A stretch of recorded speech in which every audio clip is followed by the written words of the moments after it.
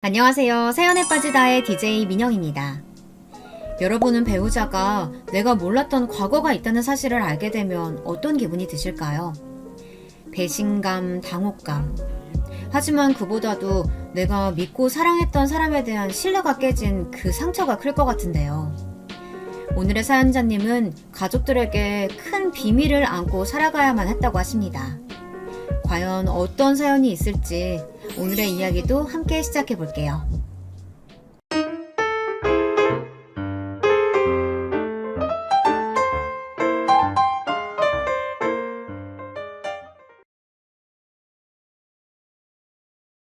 안녕하세요. 부산에 사는 40대 주부입니다. 저는 몇 달 전부터 저와 남편의 사이를 갈라놓으려는 시어머니에게 괴롭힘을 당하고 있어요. 정말 이혼 서류까지 가져오셔서 도장을 찍으라고 할 정도로 상태가 심각합니다. 제가 평생을 간직했던 큰 비밀을 시댁 식구에게 들켜버렸거든요.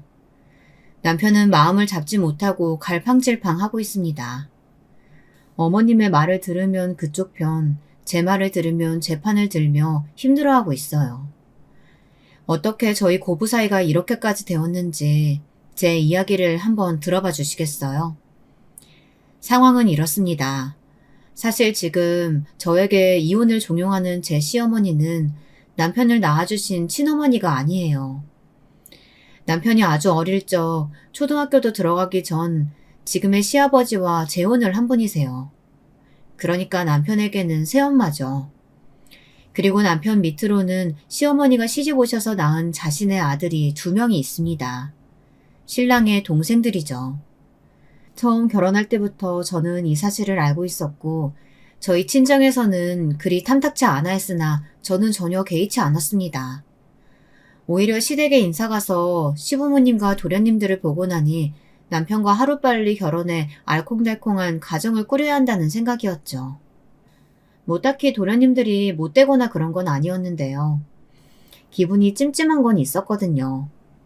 은근히 그런 분위기 있잖아요. 남편만 그 집에서 겉도는 듯한 그런 느낌이요.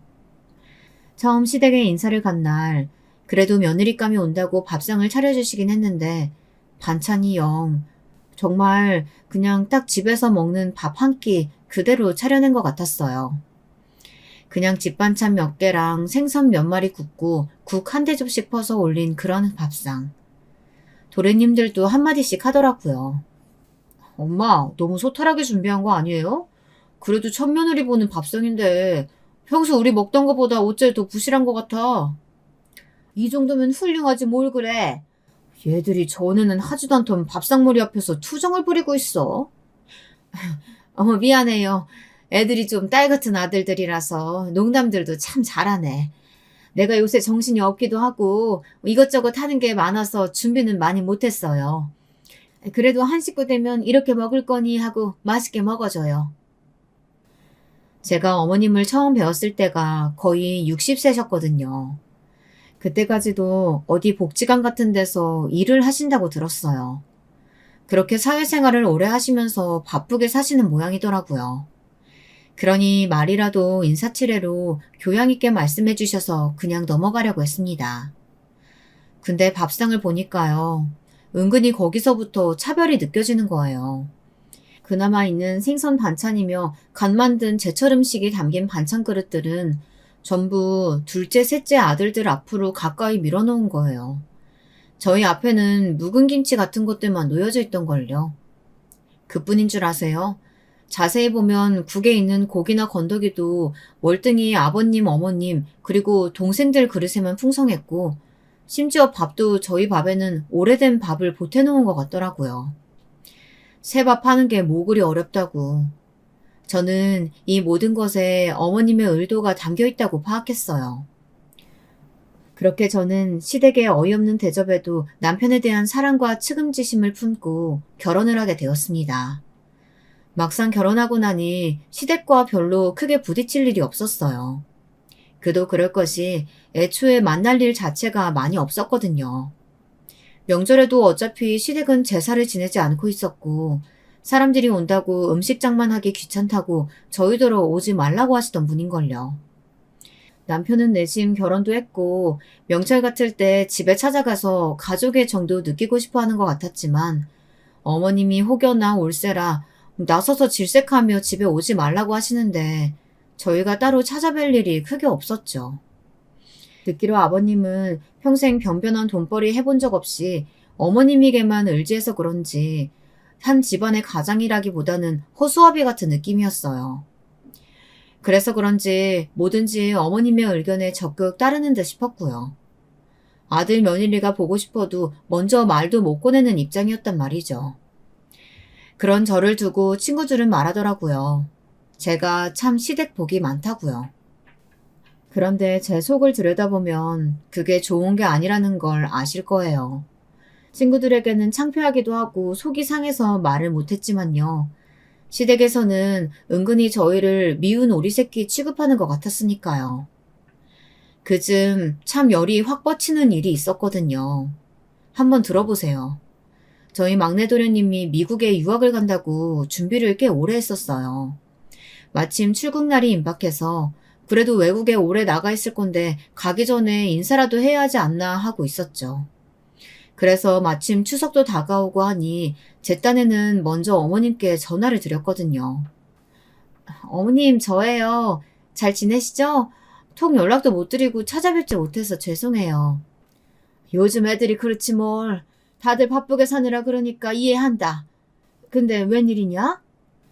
이번 추석 때는 가서 음식 장만도 하고 같이 시간 보내려고요. 어머님, 전에 듣기로는 막내 도련님이 곧 미국으로 유학 가신다면서요? 그 전에 인사도 나눌 겸 겸사겸사 해서요. 아유, 그럴 필요 없다. 걔 안 그래도 갈 준비하느라고 바쁜 애라서 추석 때 올지 안 올지도 모르겠어. 나도 이모들이랑 어딜 좀 가기로 해서 그냥 다음에 보자꾸나. 이렇게 극구 올 필요 없다고 하시니 그런 거 하고 남편에게도 그냥 얘기만 전하고 이야기하고 말았어요. 어머님한테 아까 전화드렸는데 이번에도 올 필요 없다고 하시네. 미국 가기 전에 밥 한 번 먹으면 좋으련만. 아, 그래? 뭐 어쩔 수 없지. 출국하기 전에 한번 볼 수 있으면 보면 되지. 챙겨줘서 고마워, 여보. 그런데요, 저희 막내도련님이 가족들끼리 일상 안부 주고받자고 만든 단체 카톡방이 하나 있었거든요. 거의 아무도 뭘 올리지 않아 잊고 있었는데 어느 날 집안일을 하고 있는데 카톡 한 수십 번을 연달아 올리길래 핸드폰을 들여다봤어요. 글쎄 시댁 식구들이 다들 모여서 식사한 사진들이 쭉 올라와 있더라고요. 더 어이가 없는 건 뭔지 아세요? 남편 바로 밑에 도련님은 결혼도 하기 전이었는데 그 도련님 여자친구로 추정되는 사람까지 초대해서 아주 화기애애한 시간을 보내는 사진이 올라온 거예요. 막내 도련님은 사진과 함께 글도 같이 올렸던데 내용인 즉슨 미국으로 떠나기 전에 이렇게 다들 만나서 또 좋은 추억 하나 만든 것 같습니다. 엄마, 아빠, 저 몸 건강히 열심히 공부하고 올게요. 둘째 형 여자친구분, 제가 방금 사진 올리면서 초대했어요. 다음에 뵐 때는 둘째 형수님 되어 있겠네요. 다들 몸 건강하시고 한국 들어오는 날 또 연락드리겠습니다. 정말 기분이 더러웠어요. 아무리 다른 엄마한테서 태어난 형이라지만 이건 큰형님을 무시하는 처사 아닌가요? 우리가 갈 수 있든 갈 수 없든 어쨌든 전화 한 통이라도 줄 수는 없었던 건지. 게다가 제가 어머님께 전화까지 드려 식사라도 한번 해야 하는 것 아니냐고 여쭤봤었잖아요. 그때 이런 자리가 있다고 귀뜸이라도 해주셨으면 저희가 그 자리에 참석을 안 했겠냐고요. 남편한테 말했더니 남편은 처음에는 아무렇지 않은 척 하다가 나중에는 되려 버럭 화를 내더라고요. 자기 단톡방에 올라온 사진 봤어? 막내 도련님 출국하기 전에 자기네들끼리만 모인 거. 어머님이나 아버님 그리고 당신 동생들도 정말 너무한 거 아니야? 이건 정말 당신을 무시하는 거라고. 신경 꺼. 그렇게 생각하려면 마음에 걸리는 게 한두 가지인 줄 알아? 그냥 어쩌다 시간 맞아서 우연히들 만난 거겠지. 그래, 우연히 만났다고 치자. 그럼 그때라도 우리한테 전화 한번 넣어줄 수 있는 거잖아. 그래놓고 우리 보란 듯이 사진 올리는 건 또 뭐야? 약 올리는 것도 아니고 말이야. 제발 그만해. 나라고 섭섭한 마음 없는 줄 알아? 그래, 나 평생 이런 대접 받고 컸어. 그걸 그렇게 꾹꾹 찔러야 속이 시원해? 우리 집 원래 그래. 그렇게 살았어. 그러니까 신경 꺼. 내가 괜찮다는데 당신이 왜 자꾸 나서서 그래? 우라통이 나서 도련님이건 시어머니한테건 전화해서 따지기라도 하고 싶었거든요. 근데 남편이 질색팔색을 하며 이러니 괜히 미안해지기도 하고, 그래, 이 집안은 원래 이런 집안이니 들쑤시지 말자, 이런 생각이 들더라고요. 친구들 말처럼 나는 시댁복 받았다고 생각하고 편히 살자고 마음먹으려고 했어요. 남편도 속상했겠죠. 그런데 말해봤자 그동안 자라온 분위기가 있으니 가만히 있었던 거예요. 남편이 시어머니의 친아들이 아니라는 이유로 저는 정말 구박도 많이 받고 서러운 꼴을 많이 당해야 했어요. 시어머니가 특히 경계하는 건 그거였어요. 남편이 큰아들이랍시고 자기가 낳은 둘째, 셋째 아들보다 자신들의 재산을 더 많이 물려받을까봐 늘 전전긍긍했거든요. 그렇다고 물려주실 재산이 그렇게 많은 것도 아니에요. 그나마 아버님은 재산 형성에 거의 기여하신 바가 없기에 시어머니는 뼈 빠지게 일하고 자식들 키우며 그나마 일궈놓은 재산을 남의 자식에게는 한 푼도 주고 싶지 않았던 거예요. 근데 그 불똥이 희한하게 저에게 튀더라고요. 제 친정이 가난하다는 이유였어요.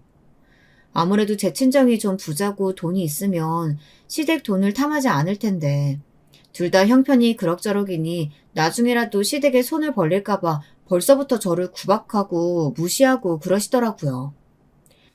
사람이 없이 자라면 조금만 탐나는 것에 생겨도 눈이 휘둥그레 떠지기 마련이야. 너 행여나 그런 종자 아니지? 우리 기브앤테이크는 확실히 하자고. 나 너한테 받을 것도 없지만 줄 것도 없다. 그러니까 어디서 적선이라도 바라듯이 무슨 일 있더라도 나한테 손 벌릴 생각이란 꿈에도 하지 말라고. 그런 시어머니가 둘째 며느리는 참 태도가 180도 다르게 대하더라고요. 둘째 도련님이 사진 속 여자친구와 결혼을 했거든요. 제가 어머님 재산을 축내기라도 할까봐 볼 때마다 저를 구박하고 또 볼 일이 그닥 많지도 않고 멀리하기도 했던 어머님은 이제야 제 며느리 제 식구가 들어왔다고 생각했던지 없던 제사를 지내기도 하고 명절 때면 다 같이 모여야 한다고 신신당부를 하기 시작했어요. 게다가 주변 친구들한테나 친척들한테나 제 앞에서도 둘째 며느리라면 얼마나 입이 마르게 칭찬을 하기 바빴는데요. 동서와 둘째 도련님의 결혼 소식을 알리려고 오랜만에 저희를 부르셨을 때였어요. 둘째 결혼한다는 소식 들었지? 너희들도 곧 보겠지만 나는 걔가 참 마음에 든다. 그 집에서 결혼을 좀 반대했었는데 내가 이 결혼 성사시키느라고 애를 좀 썼어. 별로 궁금하지도 않았지만 어머님께서 무척 이야기하고 싶어 하시는 것 같기에 여쭤보았죠. 어머, 어머님이 이렇게 칭찬하시는 거 처음 봐요. 둘째 며느리 어디가 그렇게 마음에 드세요? 그랬더니 아주 신이 나서 자랑을 늘어놓더라고요. 일단 애가 고급스럽지 않니? 아직 못 봤지? 보면 알 거다. 태생부터가 귀하게 자라서 어찌나 귀티가 흐르는지. 걔가 강남에 유명한 파라군 다니며 중학교, 고등학교 때 무용을 배웠다고 한다. 그러니 집안에 돈도 얼마나 많겠니? 아버님은 대대손손 물려내려오는 기업 운영하고 계시고 어머님은 나처럼 일할 것도 없지. 가정주부로 우아하게 고상하게 살아오셨대. 그뿐인 줄 아니? 문안동료 외동딸이라서 어찌나 딸 사랑이 극진하신지. 걔 결혼할 때 혼수도 이것저것 죄다 해주신다는 걸 내가 마다했지 뭐냐. 우리는 집도 못해가는데 그런 걸 넙죽 받기가 좀 그렇더라고. 걸친 것도 최명품에 걷는 것도 사뿐사뿐 한 마리 나비가 날아다니는 것 같다니까? 말수도 적고 기품이 있는 게 우리 집안 격이 같이 높아지는 것 같더구나. 조금, 아니 많이 서운하긴 했어요. 제가 처음에 시댁에 인사 갔을 때 어머님은 저나 저희 집안을 참 많이 무시하셨거든요. 듣자하니 엄마는 일찍 돌아가시고 아버지가 혼자 아가씨를 키웠다고? 아버지가 고생이 많으셨겠네. 가난한 형편에 딸까지 건사하시려면. 그래도 우리 애가 착해서 앞으로는 팔자가 좀 괜찮아질 거야. 첫 만남부터 이런 말씀을 하셨었죠. 게다가 한 번은 제가 시댁에 갔는데 웬 쓰레기를 그렇게 내놓으셨는지 집 앞에 50리터짜리 쓰레기 봉투가 대여 개씩 놓여 있는 거예요. 언뜻 들여다보니 글쎄 세상에 그게 뭐였는지 아세요? 어머님, 저희 왔어요. 근데 저 쓰레기 봉투 저게 다 뭐예요? 어머, 왔니? 갑자기 무슨 일이야? 그래, 쓰레기 내가 버릴 테니까 그냥 둬라. 웬 이불을 버리신 것 같던데, 이불은 의류수거함에 못 넣나요? 제가 다시 꺼내볼까요? 쓰레기 봉투를 열어보고 저는 참 놀랐습니다. 바로 저희 친정아버지가 혼수로 맞춰주신 이불이었거든요. 저희 아버지가 절 홀로 키우셨고 또 딸을 시집 보내면서 무척 가슴 아파하셨거든요. 친정엄마가 없어 이것저것 챙겨야 할 것을 못 챙기는 건 아닌지 노심초사하시면서 말이에요. 그 이불이요. 그런 아버지가 순수 시장에서 발품 팔아가며 제일 좋은 걸로 두툼하게 맞춰서 보내주신 소미불이었어요. 옛날에는 그렇게 혼수로 깨끗한 이불 한 채씩을 해줬다고 하시면서요. 딸 시집 보내면서 아버지가 어떤 마음으로 그 이불을 맞춰주셨는데 그걸 포장도 안 뜯고 고스란히 버리다니요. 세상에, 이거 저희 아버지가 혼수로 보내주셨던 이불 아니에요, 어머니? 대체 이걸 왜 버리시는 거예요? 아니, 그걸 또 왜 열어보고 있어? 아무리 봐도 내 스타일이 영 아니어가지고 안 쓸 것 같아 내놓는 거야. 나는 시장에서 산 이불은 안 덮거든. 그리고 이제 둘째네 결혼해서 들어오면 집안 살림 더 늘어날 수도 있는데 안 쓰는 건 바로바로 처분하는 게 낫잖아. 이불 받았을 적에 너희 아버지가 고생하신 거 알고 충분히 감사 표현했잖아. 이게 다 정성이고 정인 걸 내가 모르겠니? 그 마음 내가 고스란히 간직하고 있는데 이까짓 이불 버린 걸로 뭘 그렇게 상하야? 정말 어이가 없었어요. 그렇게 저희 아버지의 정성에 감복하셨으면 그렇게 그 이불을 쉽게 내다 버릴 수 있으셨겠어요? 동서가 들어오기 전에 살림살이 정리하시는 건 좋은데요. 그게 하필 저희 아버지가 혼수로 보내주신 이불이라니. 어머님이 저 그리고 저희 친정을 대놓고 무시하신다는 게 뼈저리게 느껴지는 순간이었어요. 그러니 어머님이 다른 사람 앞에서 제 칭찬이나 하신 적이 있으셨겠어요? 무슨 가까이 대하면 본인 수준이 낮아질 것처럼 멀리하고 또 하대하셨죠. 하지만 그렇게 귀하게 여기시는 둘째 며느리가 들어오고 나니 가족 모임이라도 자주 해서 더 가까이 지내고 친하게 지내고 싶으신데 아무래도 어머님 혼자 영 둘째 며느리 대하기가 어려우셨나 봐요. 그러니 그때부터 저희를 뺀질나게 불러대기 시작하시는 거예요. 남편이요? 그동안 못 받아본 대접을 받고 싶었던 건지 가족의 정이 얼마나 그리웠던 것인지 몰라도 시어머니가 전화 한 통만 해도 해볼래 해서 갈 준비를 하더라고요. 이따가 저녁에 엄마가 다 같이 모여서 식사하자고 하시네. 어디서 좋은 해산물 잔뜩 받으셨나 봐. 당신 괜찮지? 이렇게 갑자기? 이따가 오후에 첫째 데리고 박물관 가기로 했었잖아. 그건 다음에 가도 되지. 모처럼 둘째네도 온다는데 가서 맛있는 거 실컷 먹고 오자. 당신 해산물 좋아하잖아, 어? 알았어, 준비할게. 다음부턴 미리 얘기 좀 해달라고 전해드려. 그렇게 허겁지겁 아이를 챙겨 시댁에 가면 늘 둘째네는 주인공처럼 나중에 등장하고 음식 장관이며 뒤치다꺼리는 저희 몫이었어요. 시어머니 있는 제가 도착하면 아침에부터 건넸던걸요. 얘, 너 마침 잘 왔다. 이 전복 손질 좀 해라. 아유, 내가 어제 네일숍 가서 손톱 좀 정리하고 왔더니 만지기가 영 그러네. 어머, 어머님이 웬일로 그런 데 가셨어요? 저번에 제가 하고 왔을 때 그런 손톱 치장 요란스러워서 싫다고 뭐라 하셨잖아요. 내가 그랬었나? 아니, 저번에 둘째네가 손톱 아주 고상한 색깔로 칠해왔는데 그게 몇 날 며칠 아른거리지 뭐냐. 나도 그 길로 가서 한번 해보니까 아주 손에 보드랍게 어루만져주고 말도 붙여주고 하던데 어깨가 으쓱하니 좋긴 좋더구나. 이따가 둘째 오면 자랑도 좀 해볼 셈이야. 무슨 말만 했다 하면 둘째 노래를 부르시는데 근데 그거 아세요? 시어머니의 둘째 사랑은 기가 막힌 짝사랑이라는 걸요. 둘째는 참 곱게 자라 그런지 좋게 말하면 성격이 시원시원하다고 할 수 있겠고 나쁘게 말하면 버릇이 없달까요? 글쎄 처음 시집 와서 명절이니 자고 가라고 하니 시어머니 면전에 대고 대놓고 얘기를 하는 거예요. 명절인데 벌써 가려고? 자고 가지 그러니? 저희는 집에 가서 자고 내일 아침 다시 올게요. 어차피 다시 올 거 왜 번거롭게 가서 다시 자? 어머님, 솔직히 말씀드리면, 저 베개요. 찝찝해서 못 베겠어요. 혹시 마지막으로 언제 빠셨어요? 이러는 겁니다. 아유, 제가 다 얼굴이 빨개지고 화끈거려서. 사실 저희 어머님이요. 위생관념이 심각하게 없으시거든요. 그게 다 사회생활 하느라 바쁘다는 핑계인데, 저도 처음에 시집와서 정말 기함을 하는 줄 알았다니까요. 처음 남편이랑 인사드리러 갔을 때도 솔직히 보고 좀 놀랬거든요. 그때부터 저는 지금까지 시어머니가 청소라는 걸 하시는 걸 한 번도 본 적이 없었던 것 같아요.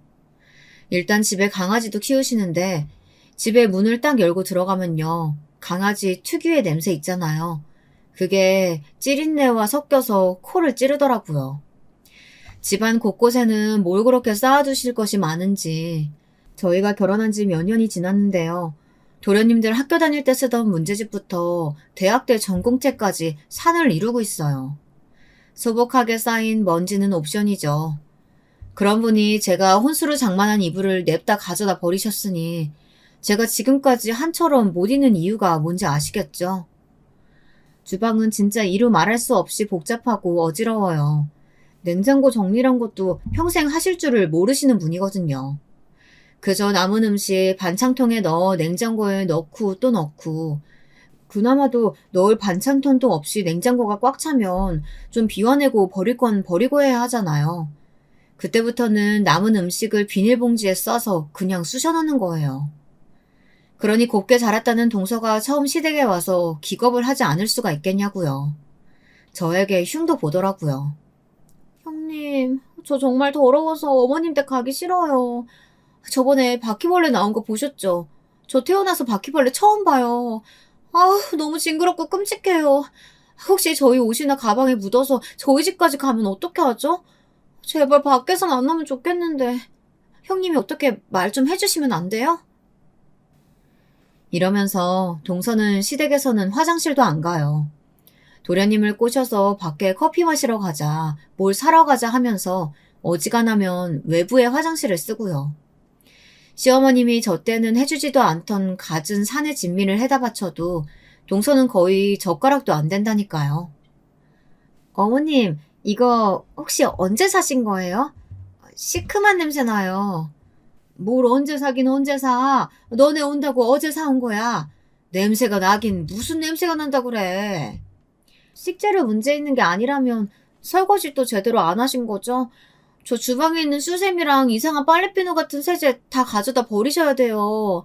그러니까 설거지가 제대로 안 되고 그릇에서 썩은 냄새가 진동하죠. 저 비위상해서 못 먹겠어요. 아유, 그래도 한 술이라도 먹어야지. 배고파서 어째? 만약에 제가 비위상해서 음식을 그대로 다 버렸다면 어머님은 아주 길길이 날뛰고 난리도 아니었을 거예요. 동서한테는 아주 꼼짝을 못 하시더라고요. 남편이요? 남편은 그저 어머니라면 내내 하는 사람이니 어머님이 어디서 10년 묵은 음식을 가져와도 꾸역꾸역 먹을 위인이에요. 그러고 보니 날이 더워서 그런지 음식이 좀 변한 것 같기도 하네요. 당신은 괜찮아? 먹을만해? 응? 아유, 만만인데도 왜들 그래? 다들 안 먹을 거면 저 주세요. 제가 다 먹을게요. 엄마, 음식 솜씨 많이 늘었는데? 집에 갈 때 저 이것 좀 싸주세요. 남편은 무슨 집에서는 아무리 화려하게 차려줘도 하지 않았던 칭찬이며 너스라까지 떨어가며 혼자만 분위기를 살리려고 노력하는 거 있죠. 시어머니는 그런 저희 부부가 만만한지 동서 앞에서 민망한 일이 생기면 저를 쥐잡듯이 잡기 시작했어요. 마치 동서에게 무시당하는 자격지심을 저에게 화풀이하는 것 같달까요? 어머님에게 있어서는 가족들에게도 급이 나뉘어져 있는 것 같았어요. 막내 도련님은 외국으로 유학을 가셨으니 제외하고 늘 아들 거리는 둘째 아들과 동서가 1위였죠. 그 다음은 그래도 같이 산 세월이 있으니 아버님이시고 남의 자식인 제 아들과 저는 3순위. 아니 그것보다도 아주 낫디다진 순위로 급을 매겨 하대하는 것 같았어요.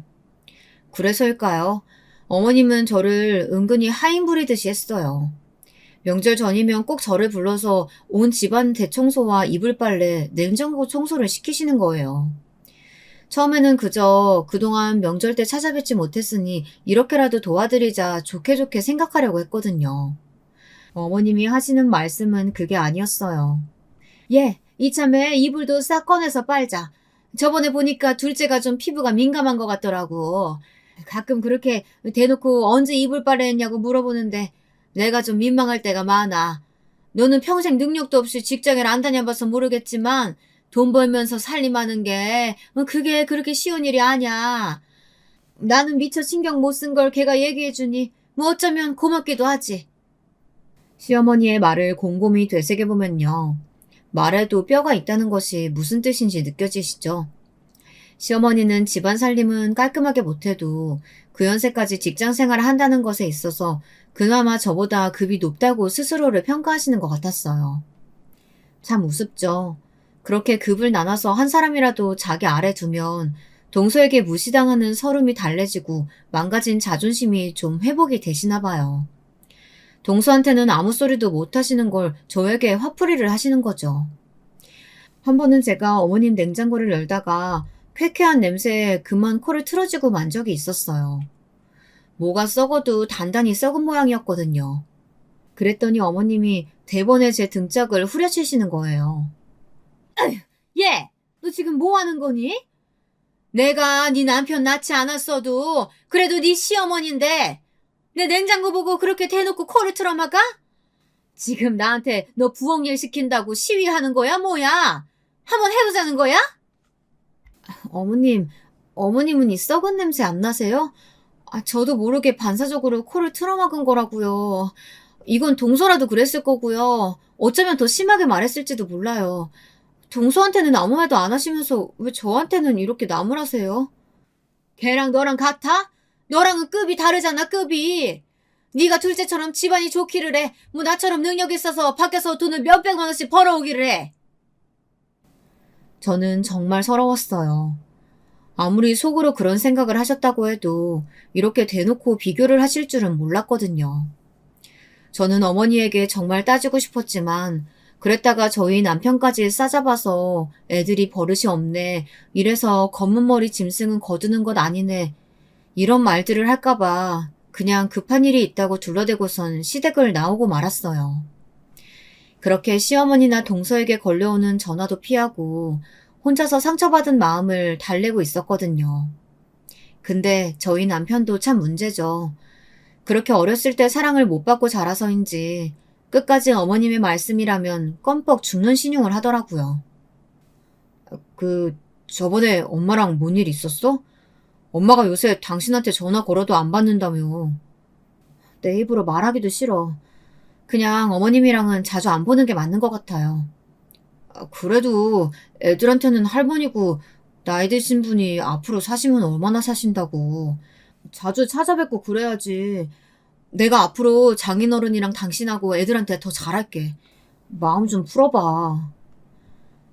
당신 지금도 충분히 잘하고 있어. 아무튼 나는 큰 상처 받아서 당분간은 어머님 보고 싶지 않아요. 이번에 막내가 잠깐 한국으로 들어온대. 엄마가 같이 식사라도 했으면 하시는데 어떻게 그 자리만 참석하면 안 될까?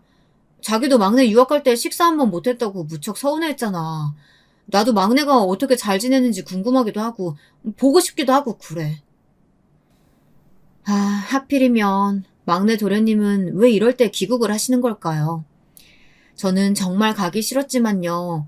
시댁에서 저와 아이들 없이 뻘쭘하게 따돌림 당하고 앉아있을 남편을 생각하니 너무나 가엾어서 그래, 이번 한 번이 마지막이다라는 심정으로 시댁으로 향하게 됐어요. 가기 싫은 마음에 꾸역꾸역 늑장을 부리면서 갔더니 웬일로 이번에는 상을 다 차려놓았더라고요.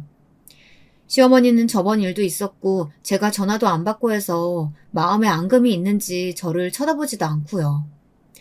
어찌어찌 자리에들 앉았고 동서가 제 눈치를 보며 고기를 굽기 시작했어요. 와, 삼겹살이다. 엄마, 미국 있으니까 이 집에서 굽는 삼겹살이 얼마나 먹고 싶었는 줄 알아? 거기서는 무슨 마당에서 바베큐란 걸 해먹는데 난 그거보다 이렇게 후라이팬에 고기며 김치, 마늘 짠뜩 구워 먹는 게 훨씬 그리웠다고요. 막내 도련님만 신나서 떠들고 분위기가 어색하고 묘하게 흘러간다 생각하고 있었는데 갑자기 어머님이 안 그래도 좋지 않은 분위기에 찬물을 끼얹기 시작했어요. 얘, 너는 늦게 온 애가 상도 다 차려놨더니 멀뚱멀뚱 앉아서 뭐하니? 네 동서가 이런 삼겹살이나 구울 사람이야? 보자 하니까 네가 왜 입이 대빨 나와서 콧대가 하늘 끝까지 솟았는지 모르겠다. 이 고기 네가 구워. 능력도 없는 쓰레기 같은 네가 구워. 그러면서 급기야 제 얼굴에 동서가 고기를 굽고 있던 집게를 빼앗아 던져버리는 거예요. 뜨겁게 달궈진 집게를 얼굴에 냅다 던져버리니 어디 맞기라도 했으면 정말 큰일 날 뻔한 거 있죠. 반사적으로 놀라서 으악 비명을 지르며 얼굴을 감싸쥐었는데 동서가 갑자기 나서서 소리를 빽 질렀어요. 보니까 동서는 식사를 시작할 때부터 고기를 굽느라 밥은 안 먹고 대신 막내 도련님이 미리 사온 양주를 홀짝홀짝 들이키고 있었거든요. 한눈에 봐도 엄청나게 취한 모습이었어요. 제발 그만하세요, 어머님. 왜 이렇게 형님을 못 잡아먹어서 안달이세요? 대체 형님이 누군 줄 아세요? 어떤 사람인지 아시냐고요? 그게 무슨 소리냐? 네 형님이 누구긴 누구야? 형님은 비참하게 살던 제 인생을 구원해준 제 생명의 은인이나 다름없는 분이에요. 저는 평생 형님의 은혜 갚으며 살아가야 한단 말이에요. 그러니까 앞으로 다들 형님한테 함부로 대하지 마세요. 그러면 저 정말 앞으로 가만히 있지 않을 거예요. 이게 다 무슨 소리냐고요? 네, 결론부터 말씀드리자면 사실 동서는 사기 결혼을 한 것이나 다름없었습니다. 강남에서 내노라 하는 부잣집의 무남 동료에 강남의 유명한 학군 졸업해서 무용까지 전공한 여대생. 그 배경이 모두 거짓이었단 말입니다. 그리고 그 모든 사실을 알고도 숨겨준 게 바로 저였고요. 자초지종은 이랬습니다. 동서가 결혼하기 전 시댁 단톡방에 동서와 시댁 식구들이 나란히 찍은 사진이 올라온 적이 있었다고 했었죠. 처음에 볼 땐 몰랐는데 보면 볼수록 동서의 얼굴이 이상하게 어디에서 많이 본 것 같은 느낌이 들었습니다. 아, 분명 어디서 봤는데 하면서도 잘 기억이 나지 않더라고요. 그러다가 어느 날 아는 동생을 만나러 갔다가 맞다, 얘가 걔구나 하고 동서의 얼굴을 기억해낸 거예요. 사실 부끄러워서 아무한테도 말하지 못했지만 제가 결혼하기 전에 바에서 잠깐 일을 했던 적이 있었거든요. 그때는 정말 절박했어요. 집에 돈은 한 푼도 없는데 몸이 부서져라 알바해도 버리는 시원찮고. 그래서 아는 언니가 소개해준 일자리로 잠시나마 바에서 일을 했었거든요. 맹세코 가슴에 손을 얹고 아버지를 걸고 막 2차를 나가거나 한 적은 절대 없었어요. 그저 술 마시러 오는 손님들 말동무만 조금씩 해주는 정도였죠. 몸매가 드러나는 옷을 입긴 했지만요. 하여튼 터치 같은 것도 없었고요. 그런 데서 일을 하면 아름아름 같은 데서 일하는 또래 애들이랑 친해지기도 하거든요. 건너 가게에서 일하는 애들과 안면이 트고 서로 손님을 소개해주기도 하고요.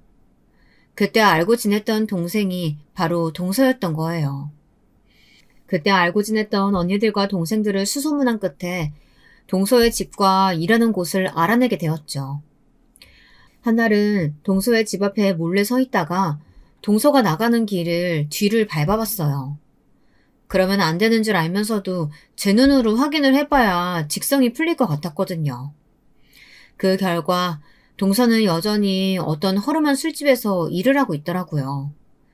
밤이면 미용실에 들렀다가 한 술집으로 매일은 아니지만 그래도 고정적으로 출근을 하고 있었어요. 처음에는 참 고민이 많았어요. 얼른 남편과 시댁에 이 사실을 알려야겠다 마음이 컸어요. 아무리 그래도 술집 여자와 결혼을 하는 것은 막아야겠다. 그러나 한편으로는 두렵기도 했습니다. 그랬다가 동서가 억하심장을 가지고 시댁에 저도 바에서 일했다는 사실을 알리면 어떻게 하지? 남편이 알면 가만히 있지 않을 텐데. 갈등이 많이 되었지만 그래도 동서는 아직까지 일을 하고 있다는 게 영 마음에 걸렸어요. 그래서 그 길로 시댁에 제 과거도 이실직고할 생각으로 찾아갔는데 글쎄 그날이 시어머니가 저희 아버지에게 사주신 이불을 버렸던 날이었던 거예요. 제가 과거에 바에서 일했던 사실까지 알게 되면 시어머니가 저를 얼마나 무시할까 하는 두려운 마음이 정말 컸어요. 반면 아버지의 이불을 버렸다는 사실 자체만으로 저도 모르게 피가 거꾸로 솟고 복수를 해야겠다는 생각도 들었죠. 결국 시댁이나 남편에게는 이 사실을 알리지 않았어요. 대신 동서를 찾아갔죠. 동서는 처음에는 무슨 자기 손님의 와이프가 찾아온 줄 알더라고요. 그동안 쭉 술집에서 일을 하며 그런 일을 많이 겪었었나 봐요. 저를 보자고 하셨다면서요? 무슨 일이세요? 혹시 남편분 뒷조사하다가 저 알게 된 거 따지러 오신 거예요? 결론부터 말씀드리면 남편분이 누군지는 모르겠지만요. 저랑 사적인 관계 전혀 아니에요. 아마 사업이나 비즈니스 관계로 저희 가게에 오셨을 것 같으니까 오해는 마셨으면 좋겠어요. 아, 짐작하시는 그런 문제로 찾아온 건 아니고요. 지금 결혼 전제로 만나는 남자친구 있죠? 저는 그 남자친구 형수 되는 사람이에요. 남자친구 이름이 김성우 맞죠? 동서는 그대로 표정이 하얗게 질리더니 가까스로 물컵을 들고 마시려는데 손이 벌벌 떨리는 게 눈으로도 보이더라고요. 오빠 형수님이시라고요? 그런데 저를 왜 찾아오셨어요? 아니, 그보다도 여긴 어떻게 알고... 알고 보니 동서는 그동안 감쪽같이 도련님을 속이고 만남을 이어왔던 거예요. 바로 저에게 무릎을 꿇더라고요. 제발 오빠에게만은 이야기하지 말아주세요. 오빠는 저 이런 거 다니는 줄 몰라요. 그리고 저 생각하시는 그런 일 아니에요. 2차는 안 나가고요. 그냥 옆에서 술 시중 주는 그 정도예요. 조만간 그만두려고 했어요. 학비가 모자라서 그것만 벌고 그만두려고 했는데 제발 비밀로 해주시면 안 될까요? 오빠랑 헤어지라고 하시면 바로 헤어질게요. 이 사실만은 알리지 말아주세요. 2차까지는 안 나갔다는 말 믿을게요. 저도 아가씨가 저희 도련님이랑 헤어지는 걸 바라지 않아요. 내 얼굴 기억나지 않아요? 자세히 봐봐요. 나 그때 옆 가게에서 같이 일했던 어머 언니 언니 맞아요? 저는 시어머니에게 복수를 하고 싶었어요. 저희 남편이 자기 친아들이 아니라고 그렇게 앞에서 자기 아들만 끔찍하게 위하며 편애해온 시어머니. 제 친정이 가난하고 별 볼 일 없다는 이유로 사사건건 무시하고 홀대하시던 시어머니에게 그에 딱 걸맞는 며느리를 보게 해드리고 싶었습니다. 그래 나야. 그동안 잘 지냈어? 우리 인연이 참 독특하네. 이렇게 이런 식으로 다시 만나고. 우리 서로의 과거는 비밀로 해주자. 그 대신 내가 우리 도련님이랑 결혼하는 거 전적으로 도와줄게. 우리 어머니 까다로우신 분이야. 잘못하면 네 과거 아시는 거 시간 문제야. 그래서 저는 동서를 물심양면으로 도왔어요. 그래도 시어머니와 몇 년간 지내보니 시어머니가 딱 원하는 이상적인 며느리를 저는 알고 있었기에 동서를 그 입맛에 맞춰 둔갑시키는 건 참 쉬웠어요. 시어머니가 노래 부르던 강남 출신이라는 배경을 속이고 부모님들도 큰 사업체를 하고 계신다고 소개를 하게 됐죠. 술집에서 버는 돈들이나 손님에게 받은 명품들로 치장을 하고 다니니 모르는 사람이 보면 부잣집 딸이나 다름없었죠. 거기다가 매일매일 피부관리에 미용실에 그렇게 관리를 받으니 귀티가 나보일 수도 있었겠죠. 그러니 어머님은 고급 취향이랍시고 술집 여자나 하는 손톱 손질을 따라하시기까지 하신 거였어요. 제가 도움을 준 건 정보를 준 것 외에도 딱 하나.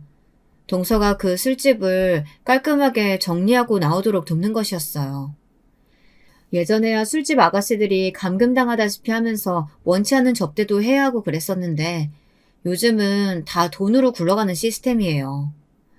동서가 개인적으로 당겨 쓴 돈과 이래저래 갚아야 할 빚을 정리하니 의외로 쉽게 보내주더라고요. 한번 그 세계의 맛을 봤으니 돈이 떨어지면 또 오겠지 하면서 쉽게 놔주는 시스템이요. 그렇게 저는 동서가 도련님과 결혼하는데 숨어서 조력한 1등 공신이었던 셈이죠. 그 엄청난 비밀을 동서가 술김에 다 풀어버린 거예요. 시어머니는 그야말로 개거품을 물고 난리를 치기 시작했어요. 뭐? 그러니까 내 아들이 지금 술집 여자랑 결혼을 했다는 거야? 네가 그 술집 년이고? 이게 다 무슨 호랑 말 것 같은 소리야. 아이고 여보, 아이고 무슨 말이라도 좀 해봐요. 내가 잘못 들은 거죠? 그렇죠? 시아버지요. 그간 해왔던 허수아비지처럼 담배를 챙겨들고 횡하니 나가버리더라고요. 가관인 건 만취한 동서가 시아버지를 따라 나서며 하는 말이었어요. 아버님, 저도 한 대만 주세요. 오랜만에 양주 막 마셨더니 담배가 땡기네. 같이 피워요. 시어머니는 그야말로 기절하기 일보 직전의 상태가 되었습니다. 그렇게 애지중지하던 둘째 아들이 술집 여자와 결혼하겠다는 걸 쌍수 들고 환영을 했다니. 그것도 모자라 어디서 귀한 공주님이 시집 온 줄 알고 온갖 대접을 다 했으니 당장이라도 혀를 깨물고 싶은 표정이었습니다. 이 나쁜 년들, 사람을 속여도 유분수지. 어떻게 출신 성분을 속일 수가 있어? 너 말해봐라. 그 모든 걸 네가 알고도 숨겨줬다는 게 사실이냐? 네가 대체 누굴 망하게 할 생각 아니면 어떻게 이럴 수가 있어? 대체 무슨 억하심장에 그런 짓을 벌인 거야? 어머니가 늘 말씀하셨잖아요. 사람은 급에 맞게 어울려야 한다고요. 그래서 저나 저희 남편은 상종도 하지 않으려고 하셨죠. 어머님 배운 대로 저도 어머님 급에 맞는 며느리가 들어오게 하려고 그래서 눈 감아줬을 뿐이에요. 그게 무슨 잘못인가요? 뭐야? 그러니까 네 말은 우리 아들이 술집 여자한테 딱 맞는 짝이다 이 말이냐? 이 나쁜 년, 집안 말아먹을 것이 둘이나 굴러들어왔네. 아이고. 그렇게 그날 저녁 식사는 아주 파탄이 나버리고 남편도 처음에는 길길 날뛰기 시작했습니다. 당신 대체 무슨 일을 벌인 거야? 그런 일을 알고도 어떻게 숨길 수가 있어? 당신 동생이었다면 당신은 그런 여자랑 결혼하게 둘 수 있었겠어? 여보, 이런 말해서 미안하지만 정말 당신이 깨달을 때까지 내 입으로 말하고 싶지 않았지만 당신 집안 사람들은 절대로 당신을 한 가족으로 생각하지 않아요. 왜 아직도 그걸 몰라요? 뭐? 지금 말 다 했어? 우리 엄마, 친엄마 아니긴 해도 그래도 지금까지 날 키워주신 분이야. 말 함부로 하지 마. 키워준다고 다가 아니에요. 자식이면 그에 걸맞는 대접을 해줘야죠. 언제 한번 어머님이 도련님들보다 당신을 위해준 적 있어요? 당신은 대놓고 남의 자식 취급하는 게 이렇게 제 눈에도 다 보이는데 당신은 왜 그걸 알고도 모른 척하는 거예요? 사실 남편은 어린 시절 아버님과 이혼하고 한 번도 자신을 찾아온 적 없었던 친엄마에 대한 원망이 무척 컸어요. 그만큼 그리움도 컸고요. 그걸 그나마 시어머니에게 정을 갈구하면서 애써 모른 척하고 살아가고 있었던 거예요. 어머니가 저희를 무시하는 것도 처음에는 이 정도까진 아니었는데 앞서 이야기를 했다시피 고깃집게를 저에게 던질 지경까지 와서는 저도 시댁과 인연을 끊을 마음을 어느 정도 먹고 있었어요. 그러나 그것이 어려웠던 것이 남편의 결핍 때문이었던 것을 알기에 저는 남편 몰래 남편의 친어머니를 찾는 중이었어요. 마침 연락이 되어 한번 만나뵌 적이 있었습니다. 한눈에 보기에도 인자한 인상의 어머니는 저를 보자마자 눈물을 쏟으시며 제 손을 꼭 잡고 이야기하셨어요. 우리 아들 잘 있지? 고맙다. 이렇게 네가 나를 찾아주고 내가 염치가 없어서 앞에 나타나진 못했는데 고맙다, 며느리. 아니, 아가라도 불러도 되겠니? 네, 어머니. 그이도 어머니를 무척 그리워하고 있어요. 꼭 한번 만나보셨으면 좋겠어요. 남편의 친어머니를 만나 자초지정을 들어보니 지금의 시어머니는 천륜을 갈라놓을 정말 끔찍한 일을 저지른 사람이더라고요. 당시 시어머니는 시아버지와 바람을 피워 둘째 도련님을 갖게 되었는데 본인의 아이를 아버지 없는 자식으로 키우기 싫어 들어앉아 온갖 모함을 해 시어머니를 쫓아내 버렸다고 해요. 첩이 들어와서는 앞에서는 형님 형님 하면서 뒤에서는 온갖 험담에 잔심부름해 어머님은 버티지 못하고 친정으로 그만 쫓겨나고 마셨다고 했습니다. 그래도 떼놓고 나온 자식이 못내 걸려 시댁을 머뭇머뭇 찾아가기라도 하면 그 여자가 어찌나 무섭게 협박을 했던지 글쎄 뭐라고 하며 어머님을 쫓아내는 줄 아세요? 글쎄 당신 큰아들이 당신 없어지고 나니까 큰 충격받았는지 다 큰애가 이불에 오줌 싸고 말문도 닫고 얼마나 부모 속을 썩이는 줄 알아요? 그나마 병원 다니고 하면서 이제 겨우 진정됐는데 당신이 나타나면 또 애가 얼마나 혼란스러워할 거예요. 당분간은 애 앞에 나타나지 말아요. 좀 커서 만나도 되잖아요. 애가 측은하고 안쓰러워서 당장은 보살펴줬지만 또 그 증상 나타나면 나도 모르게 애 구박해버릴 수도 있을 것 같아요. 나도 갓난아기 같이 돌보려니까 힘들어 죽겠다고요. 자식이 아프다는 말에 그런 자식을 볼모로 잡고 협박을 하는 통에 시어머니는 그대로 돌아설 수밖에 없었습니다. 그저 먼 발치에서 남편을 바라볼 수밖에 없었다고 해요. 그렇게 1년, 2년 세월이 흐르고 어머니도 살 길을 찾아야 했기에 재혼을 하고 또 그쪽 자식을 낳아서 키우다 보니 더 남편 앞에 나타나기가 힘들었다고요. 그렇게 눈물 섞인 어머님의 사연을 남편에게도 전해주었습니다. 남편은 처음에는 절대 만나고 싶지 않다고 했어요. 그렇지만 도련님의 결혼에 얽힌 엄청난 비밀들이 드러나자 큰 충격을 받았는지 혹시 본인이 모르고 있던 어머님의 사정이 궁금해진 건지 어머님을 만나 뵙게 되었습니다. 몇십 년 만에 만난 모자는 한눈에 봐도 외모가 많이 닮아 있었어요. 둘은 얼굴을 마주하자마자 끌어안고 엉엉 울기 시작했습니다. 막상 만나자마자 그동안의 세월이나 오해, 앙금은 눈노뜩 사라지고 있었어요. 엄마가 없어서 그동안 내가 얼마나 서러움 많이 당했는 줄 알아요? 이렇게 살아있으면서 잘 살고 있으면서 어떻게 연락을 한번 안 해요? 미안하다, 내 아들. 그렇게 어머님과 남편은 재회를 했고 긴긴 이야기를 나누며 해묵은 감정들을 해소했습니다. 남편은 눈에 띄게 편안해진 모습이었어요. 그 기회를 틈타려던 건 아니었지만 저는 그 순간을 놓치고 싶지 않았습니다. 저도 남편에게 무릎을 꿇고 용서를 구했어요. 여보, 미안해요. 제가 동서의 출신 비밀로 한 것 외에 당신한테 말하지 않은 게 하나 더 있어요. 제가 동서를 바로 알아본 건 저도 20대 때 잠깐 바에서 일한 적이 있었기 때문이에요. 미리 말하지 못해서 미안해요. 뭐?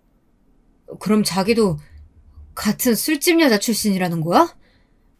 아니에요. 맹세코 남자들과 스킨십하거나 잠자리 하는 건 절대 없었어요. 그냥 서빙 정도라고 보시면 돼요. 가끔 바에 앉은 분들이랑 대화를 나누는 정도였어요.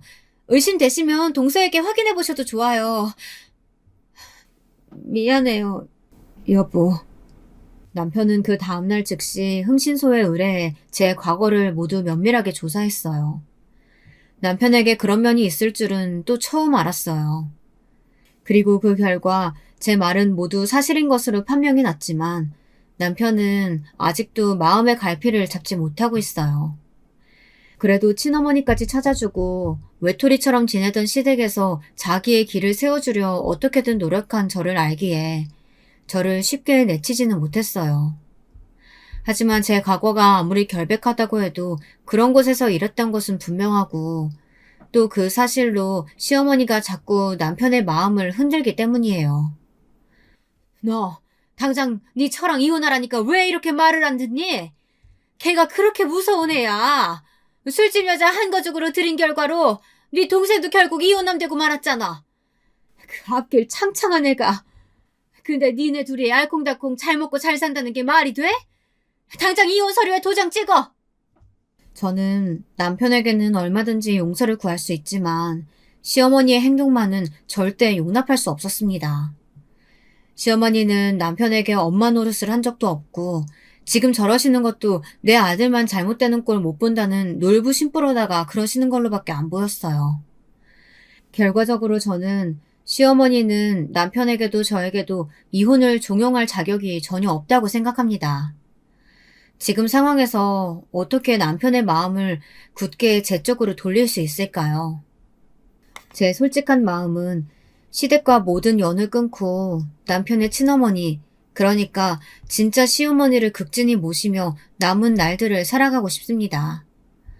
그럴 수만 있다면 저는 목숨 바쳐 남편과 어머님께 정말 잘하면서 살아갈 자신이 있거든요. 저 그 정도는 하며 살아도 되는 거겠죠. 그렇게 한다면 저의 지나간 과거와 잘못들을 조금이나마 씻을 수 있는 것이겠죠. 저에게 조금이나마 응원과 용기를 주시면 감사하겠습니다. 큰 비밀을 안고 온 이야기를 이렇게나 털어놓으니 후련한 마음도 듭니다. 제 길고 긴 이야기 들어주셔서 정말 감사합니다.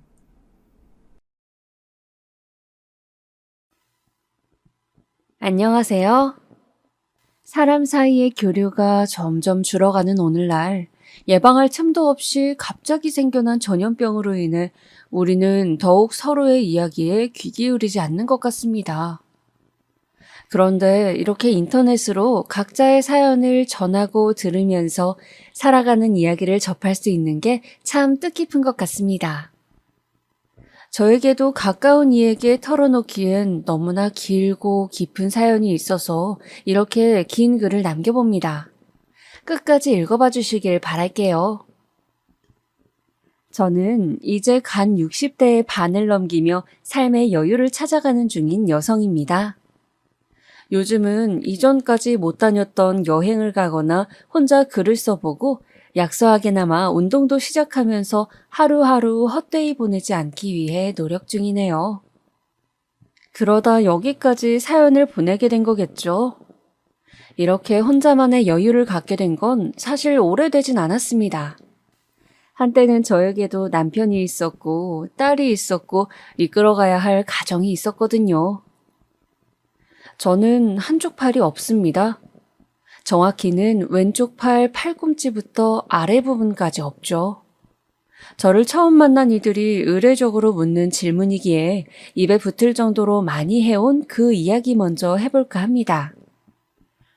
아마도 23살이었을 때일 거예요. 집이 어려웠던 저는 혼자 도시로 올라와 가까운 친척집에 얹혀 지냈어요. 공장에 취직해서 몇 년을 다니다가 그해 모아둔 돈으로 조그만 지하 방 한 칸을 얻으면서 행복에 차있던 기억이 나요. 언젠가는 이루고 싶은 꿈이 있었기에 하루가 매일 설렘의 연속이었죠. 그러다 퇴근하는 길에 자동차 사고를 당했습니다. 그 사고로 저는 왼팔을 잃었어요. 사람이 드문 길가에서 뺑소니를 당한 탓에 가해자도 잡지 못했죠. 하루아침에 팔을 잃었고 어떠한 보상도 받지 못한 채 내몰렸던 그때의 심정을 생각하면 아직도 눈물이 고이는 것 같아요. 저는 헤어 디자이너가 되고 싶었거든요. 꾸미고 가꾸는 일에 관심이 많았기에 언젠가는 꼭 내 이름을 딴 미용실을 낼 거란 목표가 있었는데 한순간의 사고로 저는 팔은 물론이고 꿈과 미래까지 잃게 된 거예요.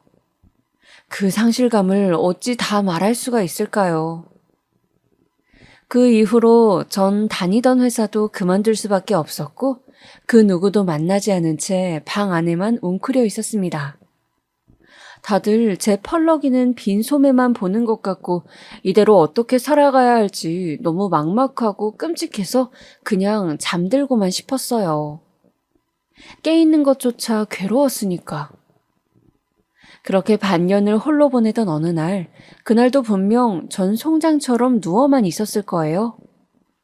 모아둔 돈도 사라져가고 그저 이대로 메말라 죽을 날만 기다리는 것처럼. 그런데 누군가 집에 문을 두드리더라고요. 처음엔 대답을 안 했는데 귀찮게 몇 번이나 두드리는 거예요. 그 두드리는 것만 봐도 어찌나 집념 있어 보이던지. 저는 무거운 몸을 이끌고 현관 앞으로 나가서 필요 없으니까 가세요. 뭔지 알고 필요 없다고 하시는 거예요? 뭐든 상관없으니까 가라고요. 우편 배달 왔어요. 지금 몇십 통째 문 앞에 두고 있는데 이러면 종이도 아깝고 봉투도 아깝고 우표도 아깝잖아요. 각종 고지서랑 편지 그런 잡다한 것 같은데 어려운 일 아니니 확인 부탁드려요. 할 테니 가세요. 그럼 확인 서류에 사인 좀 해주세요. 집배원의 성화에 저는 문을 열 수밖에 없었습니다. 왜 이 사람까지 나를 귀찮게 구는지 화가 났거든요. 그땐 세상 모든 일이 지옥 같았으니 삐딱한 생각만 들었죠. 저는 문을 벌컥 열고서 그 집배원 눈앞에 제 손을 들이밀었어요. 손이 없어서 서류에 사인을 못하겠는데 어떻게 할 거냐고. 당황할 줄 알았던 집배원은 저를 가만히 보더니 아무렇지 않게 제 오른손을 가리키면서 그쪽은 멀쩡한데 왜 못하냐고 그러더라고요. 왼손잡이면 오른손으로 살아가는 법을 배우라고 덧붙이면서요. 그렇게 처음 만났던 그 우편 배달원은 훗날 저의 남편이 되었습니다. 깊숙한 지하 끝에 살고 있던 저에게 처음 손을 내밀어준 사람. 왼손 하나 붙잡고 삶 전부를 비관하던 저에게 다가와 세상 밖으로 이끌어준 사람이었어요. 맨 처음엔 집 밖으로 한 발짝도 안 나오던 저에게 때마다 우편을 핑계로 찾아오곤 했어요. 전 이 사람이 왜 이러나 싶었죠. 나 같은 사람에게 왜 이렇게 잘해줄까 하고. 당시 남편 말로는 처음에 제가 했던 말이 이상하게 마음에 남아서 자꾸 신경이 쓰였대요. 연민의 감정이 점차 관심으로, 관심이 사랑으로 이어지게 됐고 저도 그렇게 천천히 다가와주는 다정한 남편이 고맙고 좋았어요. 그 당시에 저에겐 연민의 감정조차 사람의 온기로 느껴졌거든요. 그 사람을 만나며 한순간도 후회한 적 없어요. 어렴풋이 스쳐가는 기억들이지만 유일하게 선명한 순간이 있다면 아마 그거일 거예요. 당시 저는 교통사고로 인한 충격으로 차를 무서워하고 있었거든요. 그래서 남편이 늘 자전거를 태우고 저를 데리러 왔던 기억이 나요. 뒤에서 한 손으로 잡고 가는 제가 불안해서인지 항상 천천히 자전거를 몰곤 했었죠. 남들이 다 저희를 앞서 지나가도 우리는 가장 느린 자전거를 타며 행복하게 웃었어요. 그 기억만큼은 어제 일처럼 뚜렷하게 남아있네요. 우린 다음에 결혼을 해서 어여쁜 딸을 얻었고 불행했던 저의 삶도 그렇게 점차 원래대로 돌아오는가 싶었어요.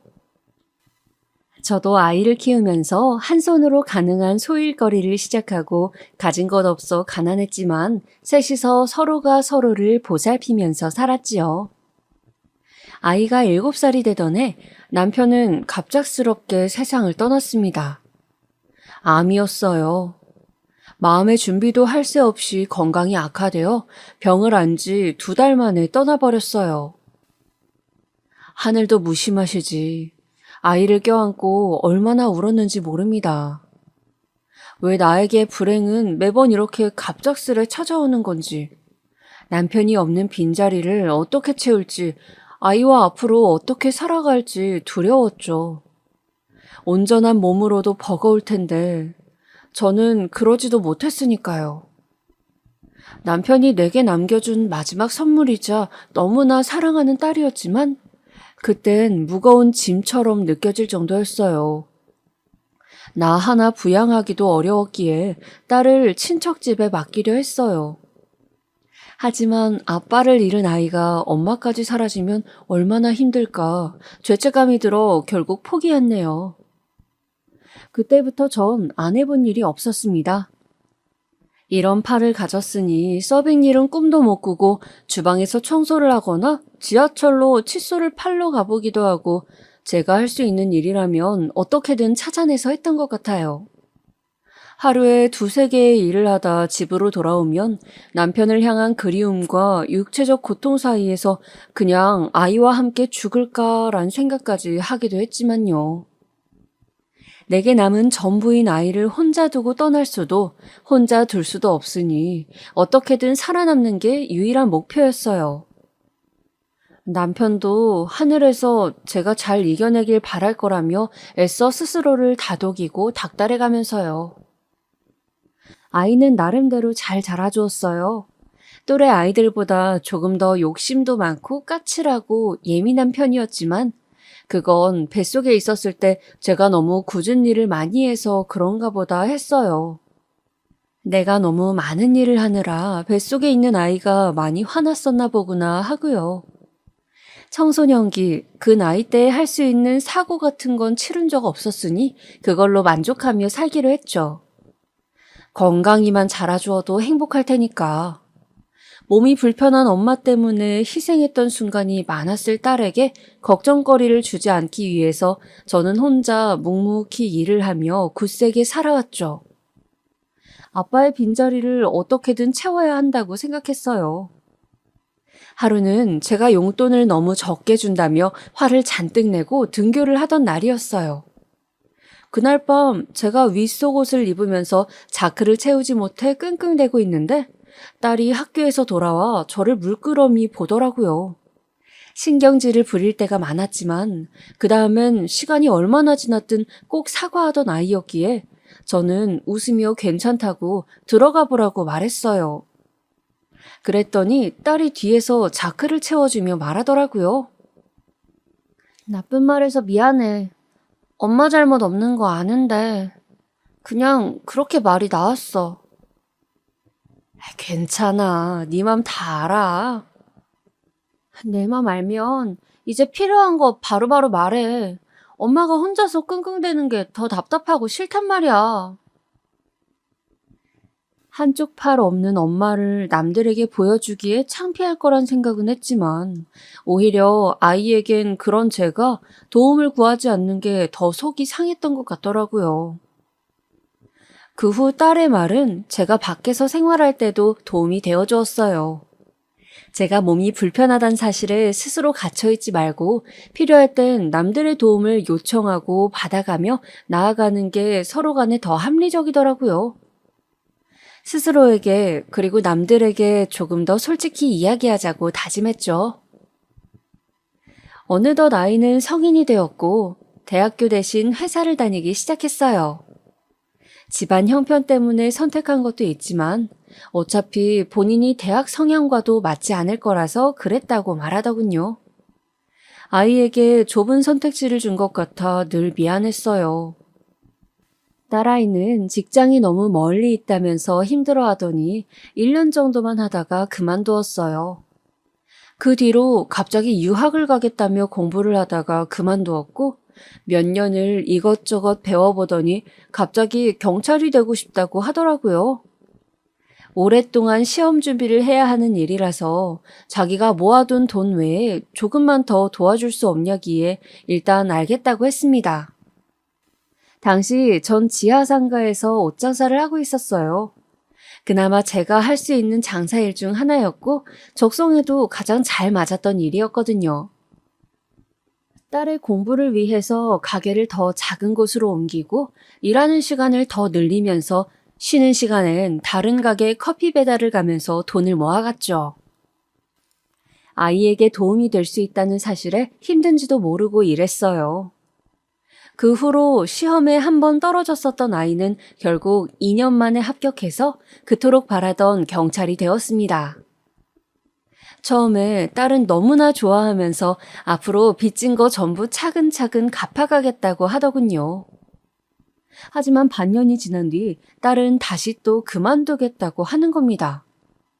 난동 피우는 사람들 대하는 것도 힘들고 지구대 내 차별이 심해서 그런 부당 대우받으며 일을 못하겠다고요. 준비한 시간보다 너무 빨리 그만두는 모습에 마음이 아파 저는 다시 한번 딸아이를 붙잡고 이야기했어요. 지혜야, 그래도 조금만 더 참아보는 게 어때? 익숙해지면 나아질지도 몰라. 이대로 그만두기엔 여태 공부한 시간들이 너무 아깝잖니.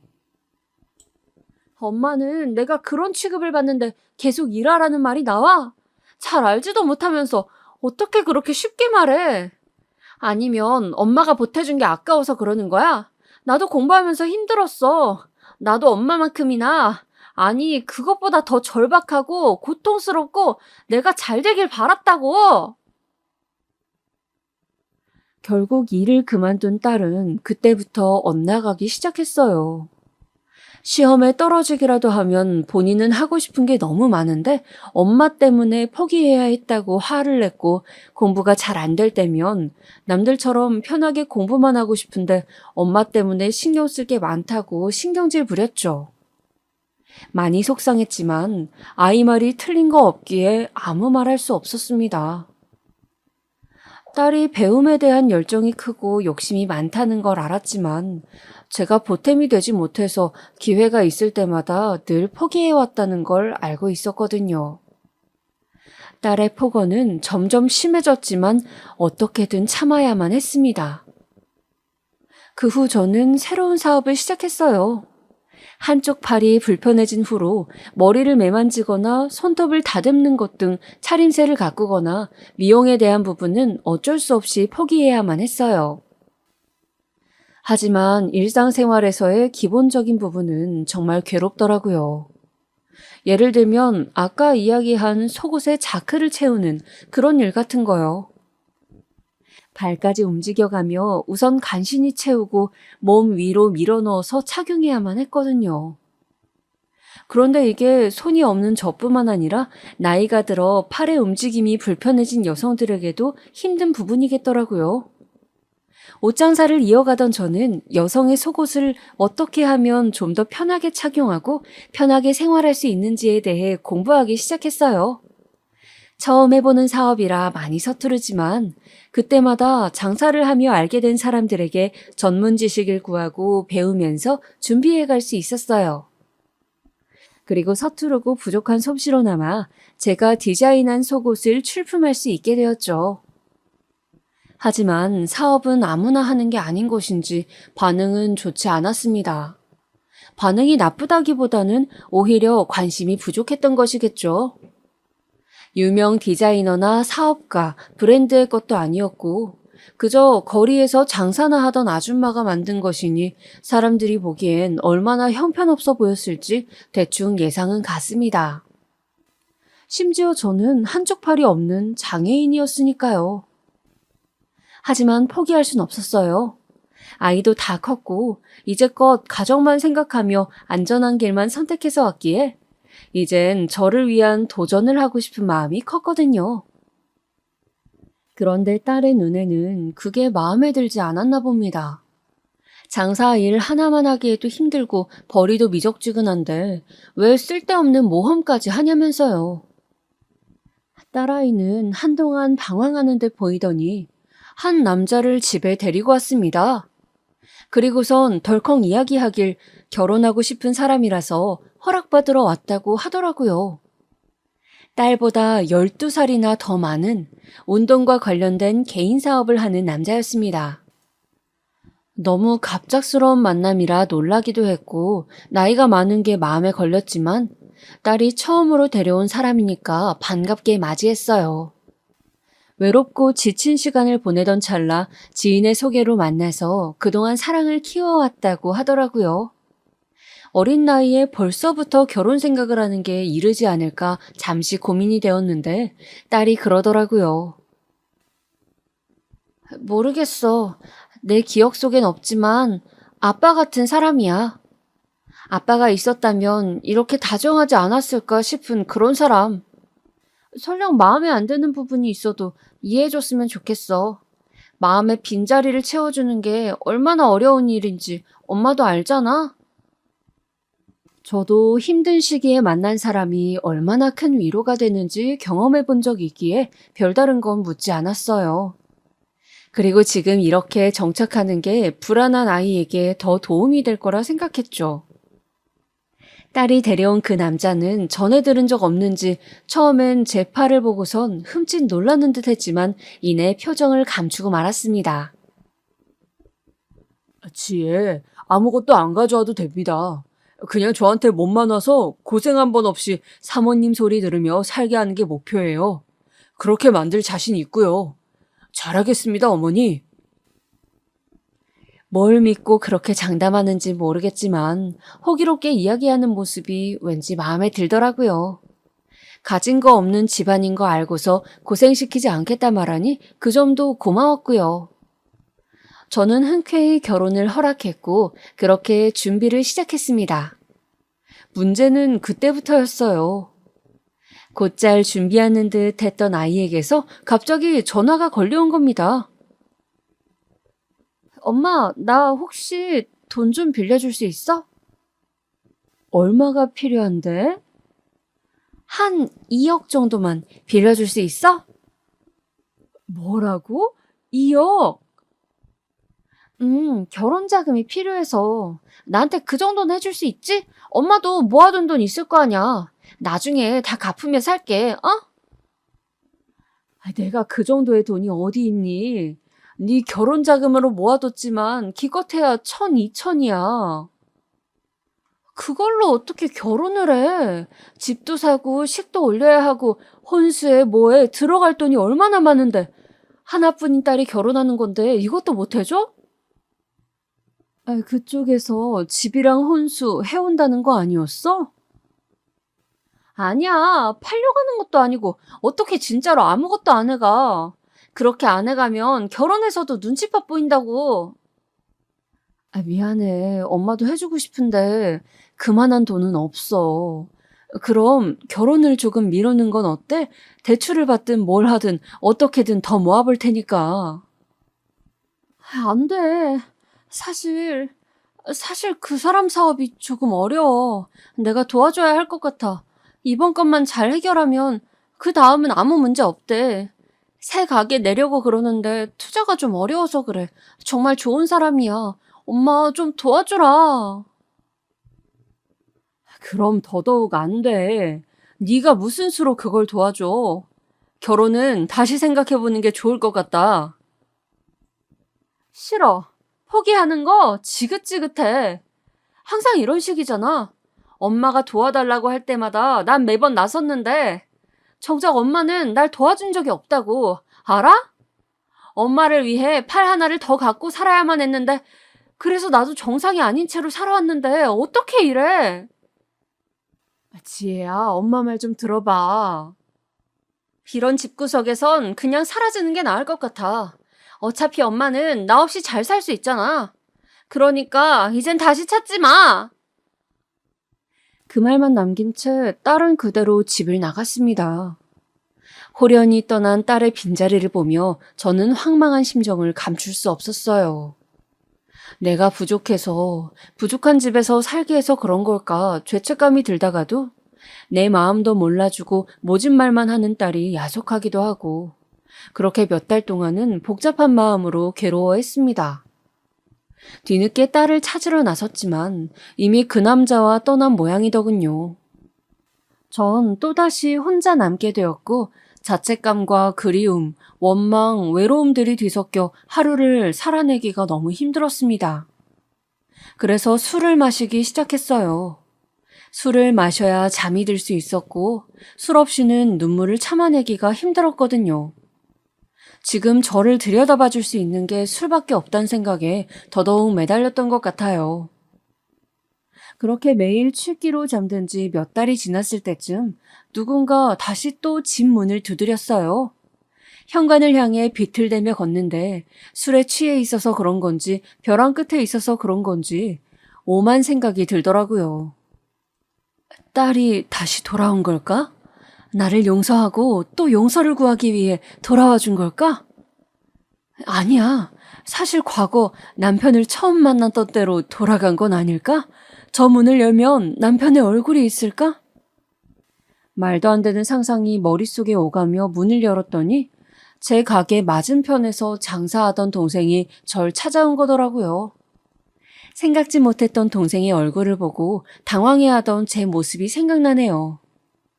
제가 그동안 가게를 팔지도 나오지도 않으니 걱정돼서 한번 와봤다더군요. 동생은 남편과 이혼한 뒤 혼자 살고 있었는데 몸이 불편한 절 보고 유일하게 먼저 말을 걸어주던 알게 모르게 힘써주던 사람이었어요. 조용하고 새침한 친구여서 처음엔 가까워질지 몰랐었는데 우린 금세 가장 친한 동료가 되어 있었죠. 저는 반년 만에 처음 만난 사람의 목소리가 너무 따스해서 저도 모르게 울음이 터지고 말았습니다. 그리고선 자리에 주저앉아 그간 있었던 일을 털어놓으며 앞으로 어떻게 살아가야 할지, 어떤 마음으로 살아야 할지 모르겠다고 속 안의 이야기를 전부 꺼냈어요. 아마도 누군가라도 붙잡고서 말하고 싶었던 것 같아요. 안 그러면 미칠 것만 같았으니까. 동생은 한참 동안 저를 토닥여주더니 아무 말 없이 밥을 챙겨주더라고요.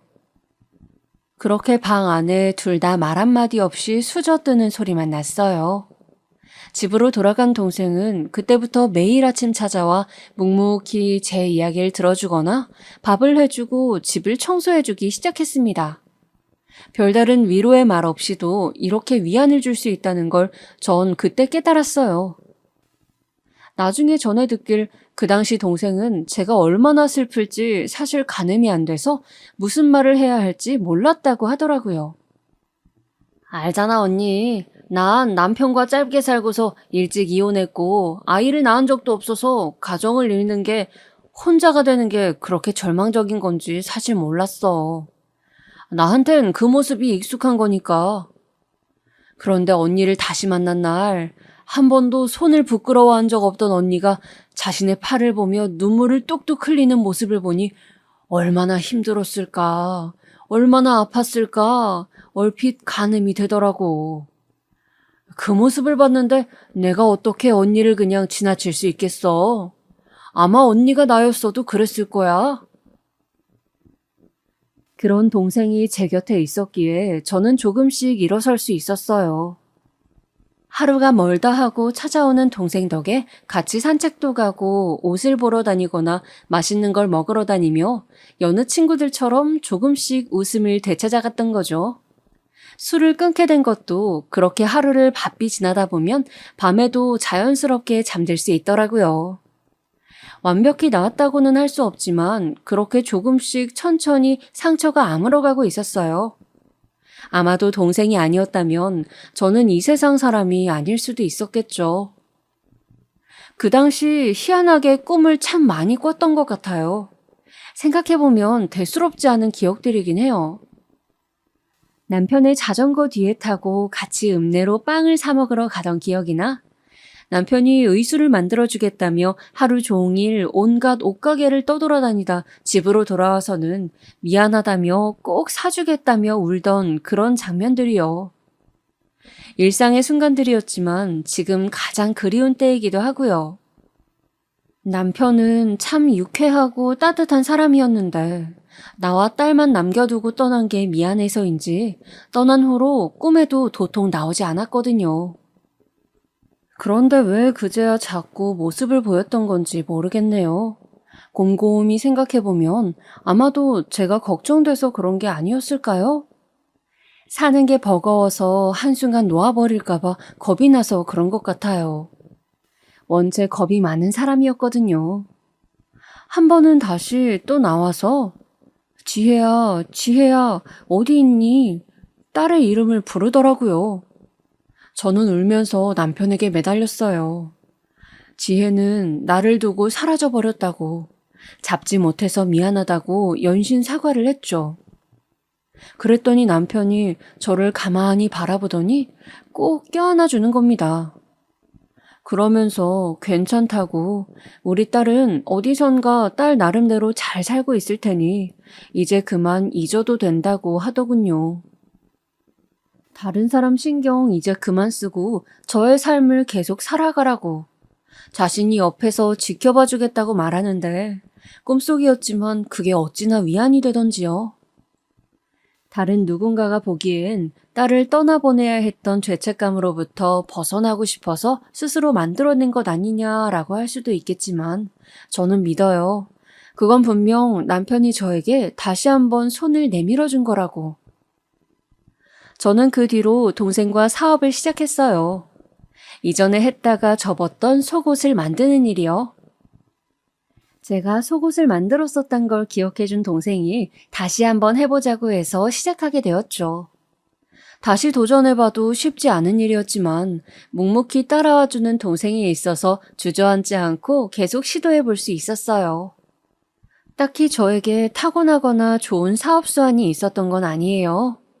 다만 제가 직접 불편한 몸으로 착용해보면서 사람들을 설득하고 신뢰를 주는 등 그 믿음 하나로 발전시켜 왔어요.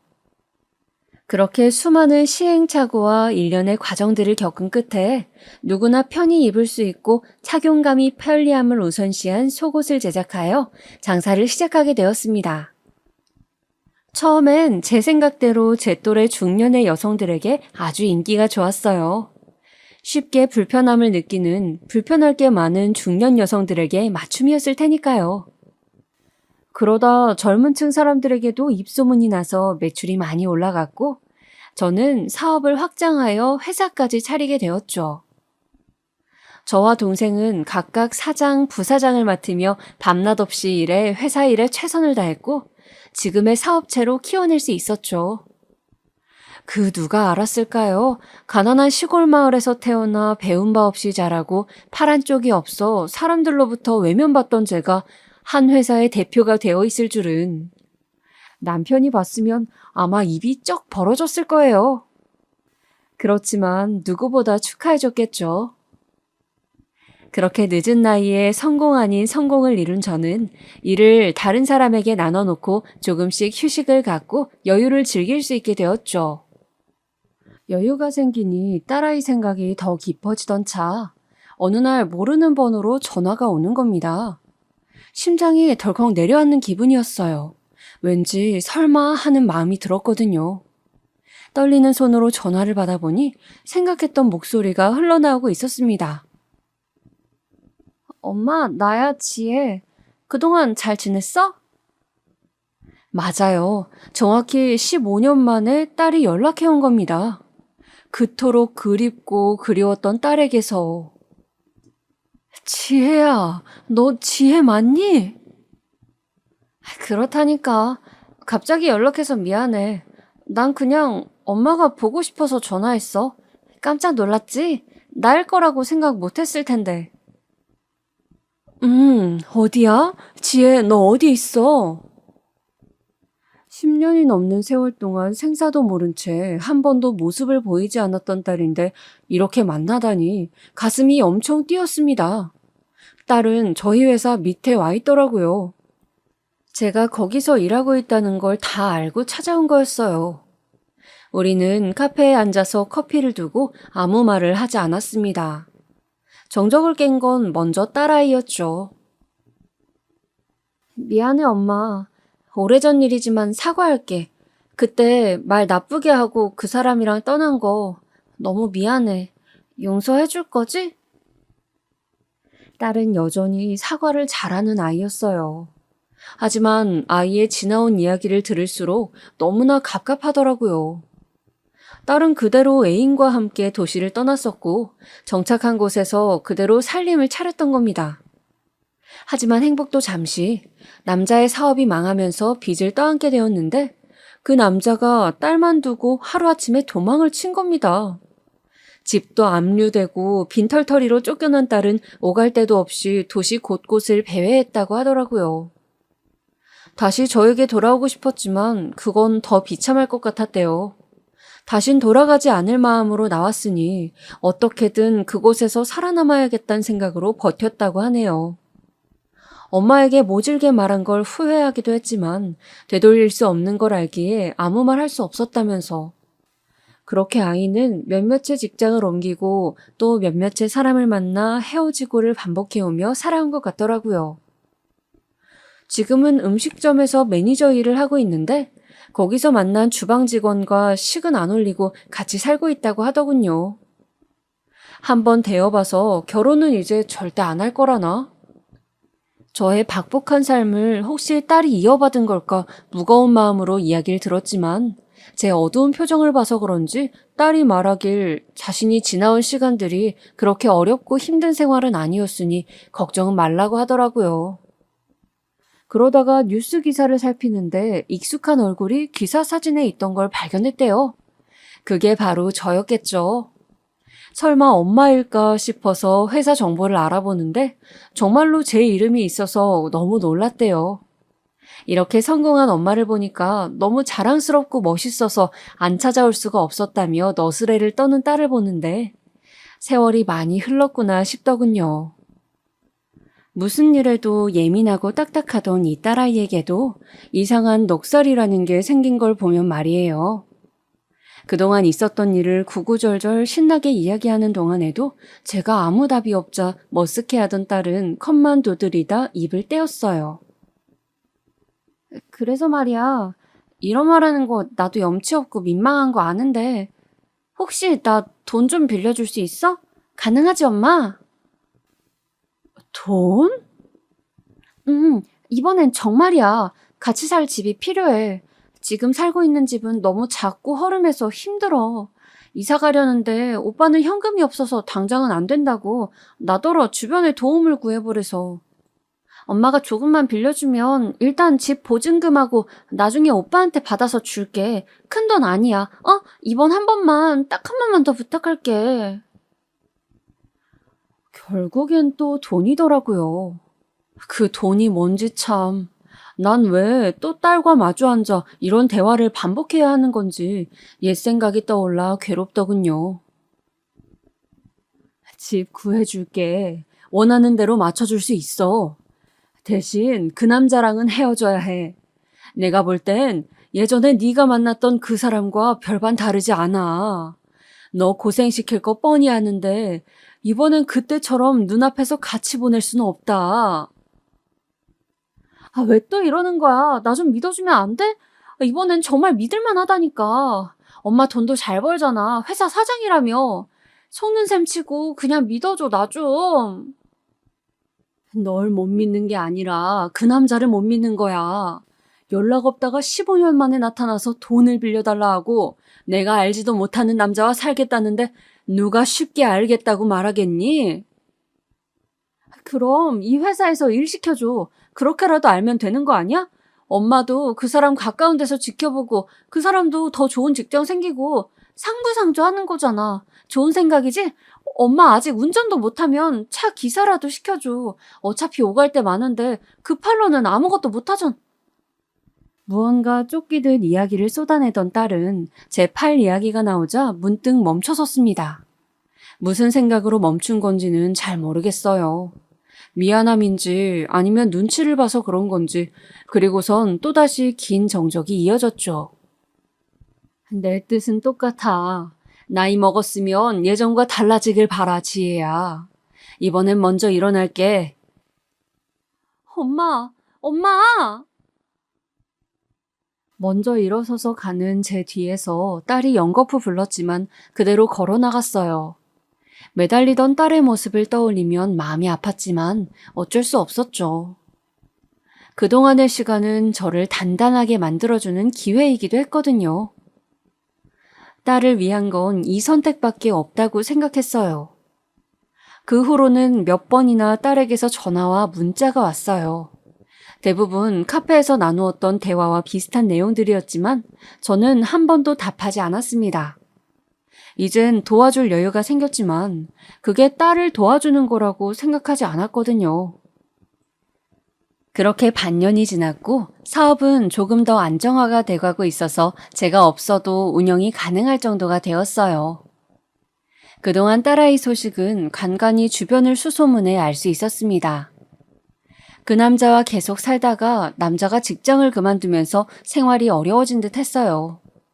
그래서 번호로 3-4번 정도 생활비로 쓸 돈을 붙여주었는데 제가 보낸 걸 모르는 건지 알면서도 모르는 척하는 건지 따로 연락은 없더라고요. 그러다 딸도 갑자기 직장을 그만두고 이사를 갔다는 소식을 들었어요. 그래서 전 딸아이 전 직장에 주소를 물어서 이사간 동네로 혼자 찾아갔습니다. 정확한 주소를 알진 못해서 그 근방을 하염없이 걷고 또 걸었어요.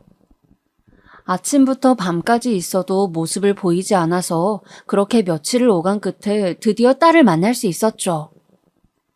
가을인데도 얇은 여름 옷을 입고서 힘없이 지나가고 있던 걸 제가 가서 붙잡았어요. 뜻하지 않는 만남에 적잖이 놀랐던 건지 아무 말도 하지 못하더라고요. 저는 가만히 서서 오른손으로 딸아이의 손을 잡고만 있었어요. 그 자리에서 얼마간의 시간이 흘렀을까? 딸이 천천히 자신의 집으로 저를 이끌었습니다. 도착한 딸의 집은 예전에 제가 처음 얻었던 지하방과 비슷하더군요. 많이 해지고 싸늘한 집에서 대충 꾸리고 사는 것 같았어요. 사람이 살지 않는 것 같은 그 익숙하고 고독한 공기. 주방에서 언제 산지 모를 차를 내어주고선 힘없는 모습으로 제 앞에 털썩 앉았죠. 아이는 그동안 많이 지쳐있던 것 같았습니다. 엄마가 찾아올 줄 몰랐어. 사실 이제 마지막으로 한 번 더 보러 갈까 했었거든. 부탁하려는 건 아니고 그냥 얼굴 한번 보려고. 딱 마지막으로. 그런데 이렇게 보내? 사는 건 참 내 계획대로 안 돼. 그치? 그동안 어떻게 지냈어? 그냥 보시다시피 이렇게 지냈어. 아, 그때 만났던 사람, 그게 궁금한 거지? 그 사람은 자꾸 손찌검을 하려고 하길래 내가 도망쳐 나온 거야. 날 찾아올까봐 무서워서 계속 이렇게 집 안에만 머물러 있었어. 지옥이 따로 없었지. 엄마 말이 맞았던 거야. 나이 먹어도 여전히 이렇게 거지같이 살고 있는 날 보니까 어때? 속 시원해? 지혜야. 쏘아붙이는 딸의 말에 저는 가만히 손을 내밀었습니다. 딸이 그 손을 바라보더니 기어코 울음을 터뜨리더라고요.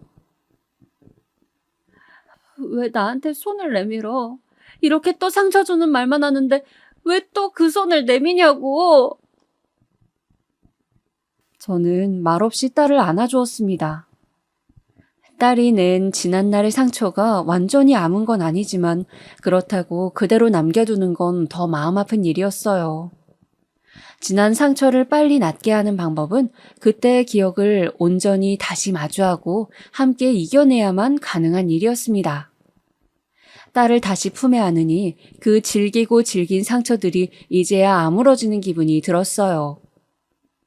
딸이 처음 집을 나간 날 왜 자신을 도와준 적 없냐고 말했을 때 그냥 알겠다고 말할 걸, 도와주겠다고 말할 걸 후회한 적이 한두 번이 아니었죠. 매일 밤 악몽을 시달릴 정도로 괴로웠어요. 비록 금전적인 부분이 아니어도 꼭 그런 것들이 아니어도 그 애를 따스하게 한 번이라도 안아줄 걸, 한 팔만이라도 꽉 껴안아줄 걸 매일 후회하고 또 후회했었죠. 내 초라한 팔이 더 싫을까봐 주머니 속에 꼭 감추고 있던 그 선택조차 후회하면서요. 그래서 상상만 해오던 그 순간이 오면 아이를 안아줘야겠다. 아이가 지난날 나에게 손 내밀어준 순간들처럼 나도 이제 손 내밀어줘야겠다 생각했던 거예요. 어쩌면 그때 딸과 저는 서로를 구원해준 게 아니었을까요? 그 후로 저는 회사의 모든 일을 동생에게 전부 맡기기로 했습니다. 동생은 자기 혼자 어떻게 하냐면서 본인도 늙었으니 이제 아예 새로운 운영진을 찾자고 했지만 똑똑한 동생이니 알아서 하겠죠. 투덜거리긴 해도 분명 제 뜻과 마음을 계속 이어가 줄 사람이라고 생각해요. 일에 열정이 사라진 건 아니에요. 그동안 뜻하지 않게 사업을 하면서 너무 무리를 해서 그런 건지 제 몸이 견디지 못하겠더라고요. 그래서 전부 일이 많은 채 한동안 쉬기로 했습니다. 다른 일에 흥미가 생기면 어쩌면 아마도 돌아가지 않을지도 모르고요. 대신 저와 같은 몸이 불편한 장애인들을 위해 후원을 시작했어요.